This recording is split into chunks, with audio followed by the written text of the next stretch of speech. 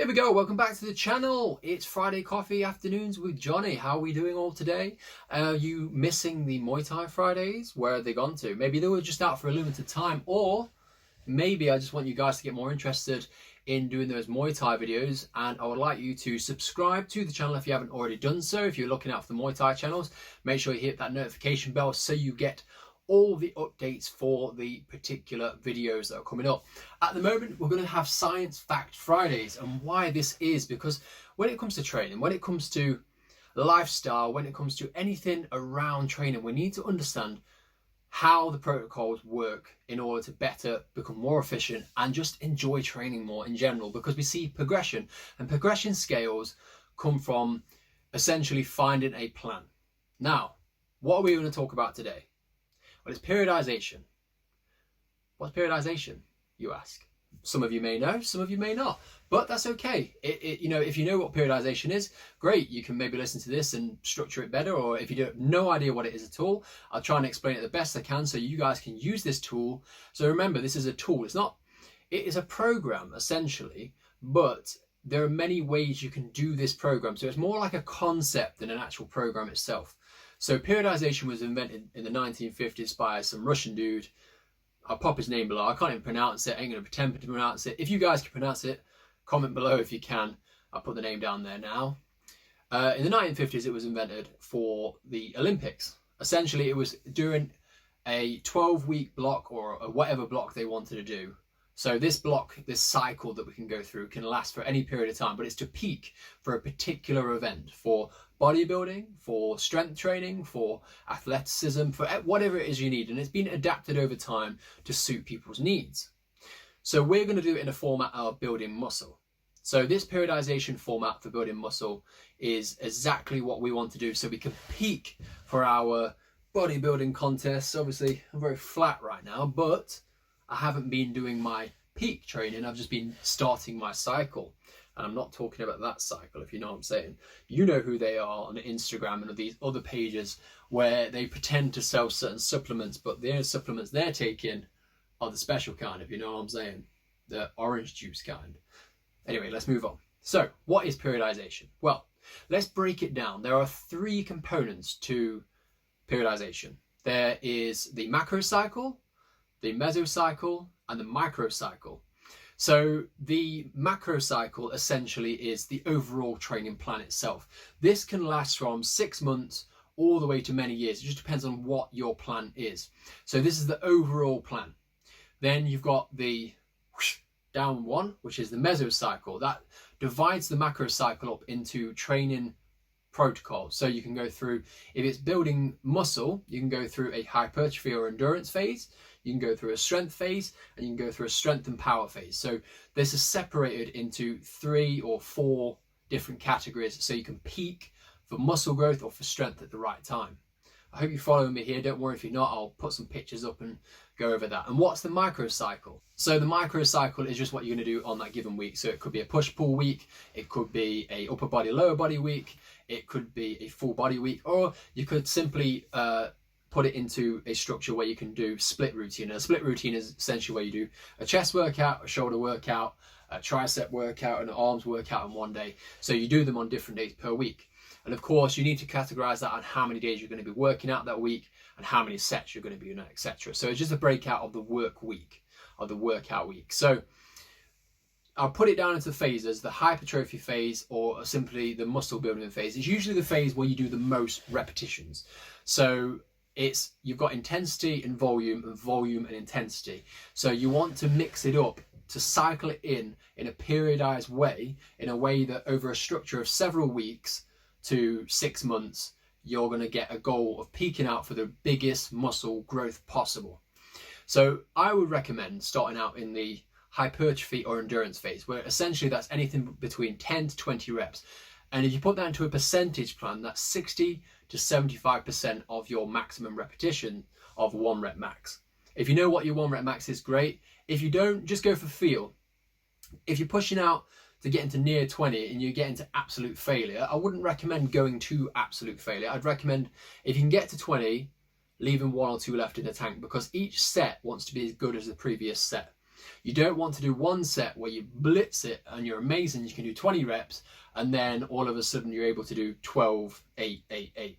So think about your next set. So always leave 1 or 2 reps left in the tank. It's good so your muscles don't go essentially into atrophy. In other words, your muscles, metabolically, they're still good over a period of sets. You want to make sure that you're able to recover properly, because that will obviously put a lot of stress on the body, and your neuromuscular system will be damaged over time if you do this too often. So first phase, for 3 or 4 weeks, I would like you to do 10 to 20 reps. And guess what? During this time, we haven't got a lot of weights, we're not at the gym. So I would say high volume body weight training could be very good for building muscle. Yes, that's absolutely right. Body weight training can be very good at growing muscle. How do you overload that? How do you increase intensity? How do you, if you're able to do 20 plus reps on a push-up, you can buy a weighted vest, you can pop a weight on your back. Essentially, you can just do anything to overload the muscle with different gravity movements. So if you want to check out my previous videos about how to do different types of push-ups to make it harder, then you can check them over in the corner and you'll get a better idea of how to naturally progress the overload. The next phase is the strength phase. So after you've done 3 to 4 weeks of that phase, we can have, in between that, we can have a deload week as well. So a deload week is essentially just allowing the intensity to lower down. You can lower the volume down, and you can basically do anywhere between like whatever reps feels comfortable to allow your muscles to neuromuscularly recover. Then you go into your new plan, which is your strength phase. And the strength phase is anywhere between, I would say probably best around about 4 to 8 reps. Maybe up to 10 reps, but let's say 4 to 8 reps is perfect. Yeah, again, this is around about 80 up to 90% of your maximum 1 repetition lift. Now, you'll probably need weights for this, so hopefully during this phase, we'll all be back at the gym, but don't worry, if you've got some weights at home or if you're able to buy some online, you can get to this 4 to 8 rep range. And this will require a lot more overload on the muscle, so the intensity is going to go up, but the volume is going to go down. So if you follow me for the next 3 weeks of doing this protocol of push-pull or upper body, lower body, if you need to know what I mean by upper body, lower body or push-pull, I can do a separate video. Let me know about that in the comments below, and I'll adapt it so you guys can understand what I mean by push-pull routine. But essentially a push is anything like a bench press, and a pull is like a back row or a lat pull down, so, or a pull up. So you've got push-pull on a different day or push-pull on the same day. Any method is fine. So a lot of people will say split routine's best, where you're doing 1 muscle group per day, or you're doing multi-muscle groups per day, or you're doing full body. They all work and they all have the capacity to grow a lot of muscle. There is no evidence to show that the superiority of these types of protocols work best. They all work really well. It's just that over a period of time during your macro cycle of a couple of, let's say you did that for 6 months of just doing single set movements. So you're doing chest one day, back the other day. And then maybe you could do 6 months of a full body. And this of course will, over a period of time, build up better muscle, because you're allowing your muscles to work in a different capacity, in a different way, in a different intensity, a different volume. Because obviously you're working one muscle really, really hard during that phase of where you're doing single movements, i.e. just chest one day, just shoulders the other day. And then when you go into multi-muscle movements, the intensity is going to be less on the chest, but now you're hitting chest and shoulders 2 times a week. Or if you're doing full body, you might be doing it 4 or even 5 times a week. So you're hitting the same muscle groups several times, and you're allowing your different muscle fibers to get different strength or different hypertrophic responses. And hypertrophic responses just meaning that, you know, you're allowing your muscles to get more endurance, you're allowing your muscles to get more intensity and weight. There's just many different protocols of how we can do it. But the way we're going to do it, like I've structured it, is, sorry, I know I'm gabbing on here. We've got the hypertrophy protocol, which is the 10 to 20 rep range. Then after 3 to 4 weeks, we're going to go into the strength protocol. And then we're going to go into the strength and power protocol to finish. So the strength protocol is 4 to 8 reps, like I said, for 3 to 4 weeks. Then we go into the final block, which is the strength and power, which I love the most because I am more of a power kind of guy. I've got really fast twitch muscle fibers, so I love 2 to 5 rep range. And this is how to peak for optimal performance for muscle. And some would say, well, you're doing less reps, and I always thought hypertrophy was best between 6 to 10 reps. Well, that can be the case, but if you look at it in this capacity, if you have stronger muscles and you're able to recycle this program, you periodize this program, you could go back to your endurance and muscular phase. And guess what? If you have more prerequisite strength, i.e. you're using 2 to 5 rep range more often, you've got more strength. So your body's neuromuscularly adapted to hold and withstand more weight or more intensity. In that sense, that means that you can do more volume because you're stronger with a bigger weight.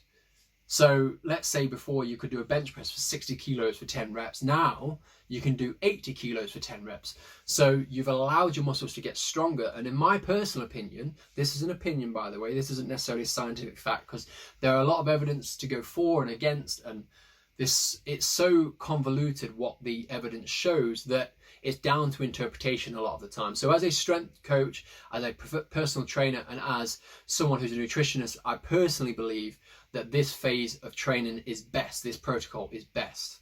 So it's obviously, if you're not understanding this too well, that's okay. I'll put it down into a program, into a plan for you guys. I've got a plan in the description below, a body weight training program. It lasts for 12 weeks. It's a periodized plan for you guys and girls, of course, anyone that wants to grow muscle.